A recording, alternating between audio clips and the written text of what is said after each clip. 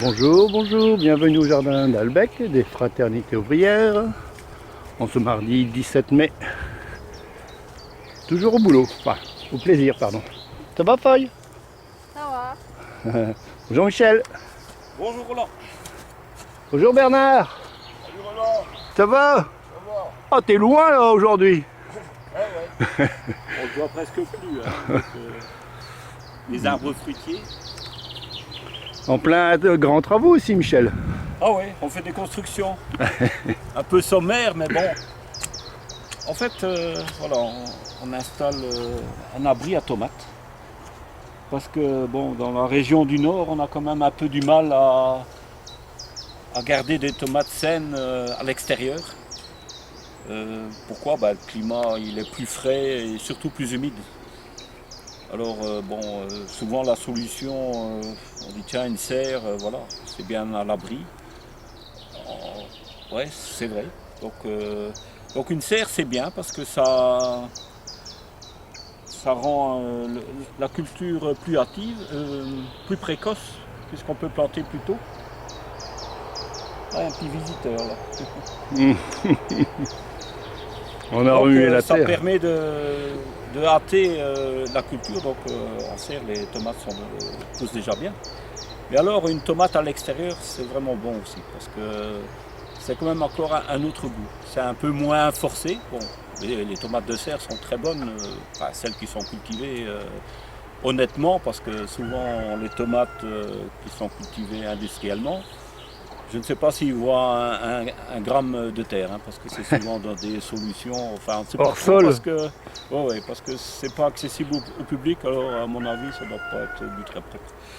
Enfin soit, bon, ici ce sont même des cultures de saison, parce que dans serre industrielle on fait ça à toute saison, même en hiver on a des tomates. Pourquoi? Parce que les gens veulent manger des tomates en hiver, voilà, tout simplement. Et ici, l'abri à tomates, c'est simplement une couverture au-dessus des tomates. Donc ça ne sert pas à hâter, mais simplement à protéger des intempéries. Donc le mildiou, c'est la maladie qui s'attaque aux tomates, vient souvent à cause de l'humidité. Donc à une certaine chaleur, il y a le champignon qui se développe. Donc avec l'humidité, et voilà, il y a des taches brunes qui s'installent sur les feuilles, puis sur les tiges, et puis sur les fruits. Et ainsi, on peut perdre toute une récolte. Alors ça se produit quand? Souvent, donc en été, lorsqu'il fait orageux. Donc ça vient aussi avec les nuages. Mais il y a aussi le mildiou, c'est un champignon, donc il est aussi latent là dans le sol. Donc on ne sait rien faire à ça, il faut vivre avec. Le tout, c'est de ne pas créer l'ambiance propice au développement de ce champignon. Alors c'est quoi? Comme je viens de dire, c'est l'humidité et la chaleur. Et alors il y a un moment donné, lorsqu'on a plusieurs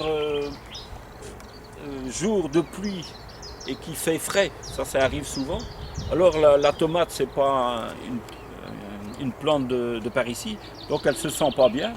Et alors du coup elle devient malade parce qu'elle a trop froid et tout ça.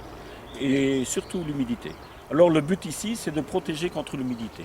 Donc une tomate que les feuilles restent humides et surtout la nuit, le champignon se développe et voilà, la maladie gagne. En mettant simplement un toit, donc avec ouverture sur les côtés, on évite les jours où, plusieurs jours où on a les pluies, que les plantes soient tout le temps mouillées. Donc elles restent sèches. Et alors il y a une ventilation qui se fait aussi. Donc il y a bien de l'air autour. Alors on n'a pas ce phénomène de maladie, de champignons. C'est pour ça qu'on dit qu'il ne faut pas arroser. Quand on arrose, on ne doit pas arroser les feuilles. Voilà, parce que, surtout le soir, parce que si on arrose sur les feuilles, il y a une humidité stagnante qui reste là, qui ne s'évapore pas. Tandis qu'en journée, avec l'air et la température ambiante, ça s'évapore. Et comme ça, l'humidité ne reste pas longtemps. Donc le but, c'est d'éviter que les tomates ne restent mouillées trop longtemps. Donc quand il pleut beaucoup, elles sont à l'abri. Même s'il y a un peu de pluie sur les côtés, c'est pas grave, il y a le vent qui assèche. Et je vois que c'est un peu incliné là, Voilà. l'abri. Bah oui. On a donc, trop tapé d'un côté ou? Pourquoi? Parce que ici l'ouest est par là. Ah oui. Et alors, ben, c'est pour éviter que quand le vent dominant vient par ici, ben voilà, que ça abrite un peu plus, quoi. Donc, c'est simplement ça. Alors bon, on utilise, ben, ici c'est simplement des morceaux de charpente qu'on a, de récupération qu'on a récupéré, de remises qu'on a enlevées, des abris. Et là c'est un plastique ondulé, donc genre cristal, là, donc c'est polyester avec une fibre de verre dedans. Donc ça c'est pour que ça dure plus longtemps, mais on pourrait très bien mettre ne fût-ce qu'un plastique souple. Mais alors il faut peut-être mettre un grillage et un plastique souple au-dessus, le fixer pour que voilà, qu'il ne s'envole pas. Nous on a un peu joué pour ne pas avoir trop de travail, pour ne pas devoir remplacer tout le temps le plastique. Ben voilà, bon, ici on sera tranquille peut-être bien une dizaine d'années. Et voilà. Et là ce sont des pieux en métal galvanisé que l'on enfonce dans le sol. Et voilà. Et on boulonne avec un boulon là, voilà, ça, un boulon. Hop. Voilà, et ça tient, et ici une vis aussi. Donc en fait, ce sont des morceaux de toit que l'on démonte, que l'on remonte. Donc ici, pendant l'hiver, elles ont servi d'abri pour les poules. Et ben voilà, maintenant ça resserre pour nos tomates. Il y a une bonne distance quand même là, non? Ah oui, ben là ça fait 2,34 m, là, 3,34 m. Voilà, 2,34 m. 5 Sur mètres. 1,50 m. Il y a 8 mètres. 1,50 m. Ouais, il y a 8 mètres, à peu près 7-8 mètres. Ouais. Oui, donc, et ça permet donc de mettre 2 rangées de tomates. Ah oui, 2 rangées. Sur 1,50 m tu dis, hein, c'est ça, Voilà, ouais. donc une rangée là, une rangée là. Donc ils sont vraiment bien sous le toit. Et alors, ben, sur cette distance-là, on est passé, ben, on en a mis 26. Donc c'est pas négligeable. Hein, c'est Bah oui. toujours ça en plus. Ben voilà, c'est un petit truc. Alors, il y a d'autres solutions. Hein. Bon, il y a parfois des gens qui sont adossés à un mur. Bon, ils peuvent mettre des tubes comme ça, des demi-serres. J'ai déjà vu ça. Et on débâche une partie. Donc quand il pleut, on rebâche, on attache. Donc avec du plastique souple, hein. Ouais. On attache. Ouais. Voilà, une certaine hauteur. Et quand le temps est meilleur, ben, on peut l'ouvrir un peu plus. Donc et ça permet de la tomate d'être à l'abri et d'être malgré tout à l'extérieur Bah oui. sans artifice. C'est vrai qu'elle voit quand même plus le soleil que les tomates en serre. Ouais, c'est plus confiné. Je crois qu'en serre, bon, on donne de l'eau aussi. Bah, ici aussi, il faut donner de l'eau aussi.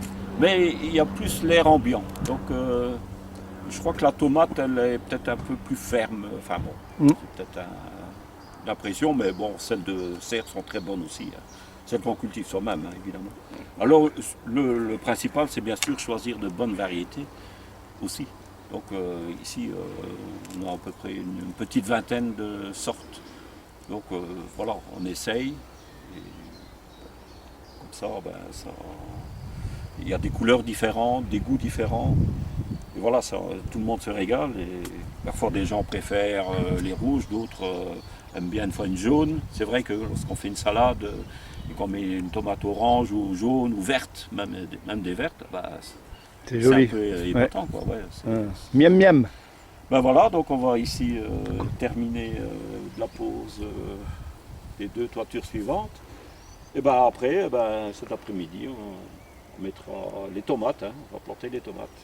Bon, Voilà, merci on Michel. y va, À bientôt. à bientôt.